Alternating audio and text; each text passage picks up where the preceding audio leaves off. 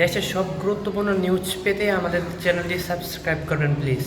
দেশে করোনা ভাইরাসের নতুন সাবভেরিয়েন্ট শনাক্ত হওয়ায় স্বাস্থ্য খাতে সতর্কতা জারি হয়েছে। ভারতে করোনার নতুন সাবভেরিয়েন্ট দ্রুত ছড়ানো শুরু করায় বাংলাদেশেও স্বাস্থ্য অধিদপ্তর দেশের সব স্থল, নৌ ও বিমানবন্দরে সতর্কতা জোরদার করেছে। বিশেষ করে ভারত থেকে আগত যাত্রীদের স্বাস্থ্য পরীক্ষা এবং নজরদারি বাড়ানো হয়েছে। পাশাপাশি দেশের শিক্ষা প্রতিষ্ঠানগুলোতেও স্বাস্থ্যবিধি কঠোরভাবে মেনে চলার নির্দেশনা দেওয়া হয়েছে। গত 4 জুন রাজধানীতে একজন পুরুষ করোনা আক্রান্ত হয়ে মারা গেছেন। তিনি ঢাকার একটি বেসরকারি হাসপাতালে চিকিৎসাধীন ছিলেন।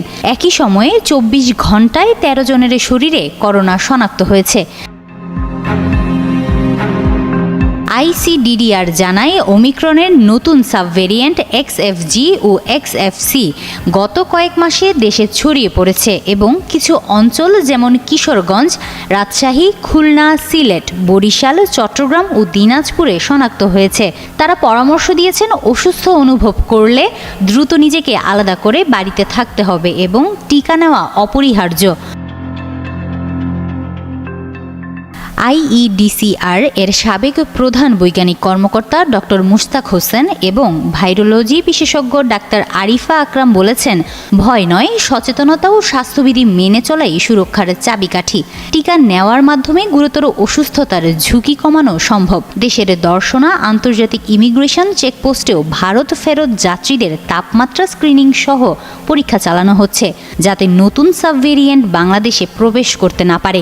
বিশেষজ্ঞরা বলছেন, বর্তমানে নতুন সাবভেরিয়েন্টগুলো আশঙ্কাজনক নয়, তবে সংক্রমণ প্রতিরোধে সকলকে স্বাস্থ্যবিধি কঠোরভাবে মেনে চলতে হবে।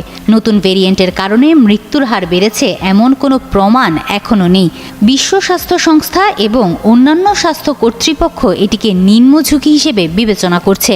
তবে করোনা থেকে সুরক্ষার জন্য নিয়মিত সাবান দিয়ে অন্তত 20 সেকেন্ড হাত ধোয়া, মাস্ক পরা, রোগীর থেকে কমপক্ষে 3 ফুট দূরত্ব রাখা, অপরিষ্কার হাতে মুখ নাক স্পর্শ না করা এবং হাঁচি কাশির সময় মুখ ঢেকে রাখা অত্যন্ত গুরুত্বপূর্ণ।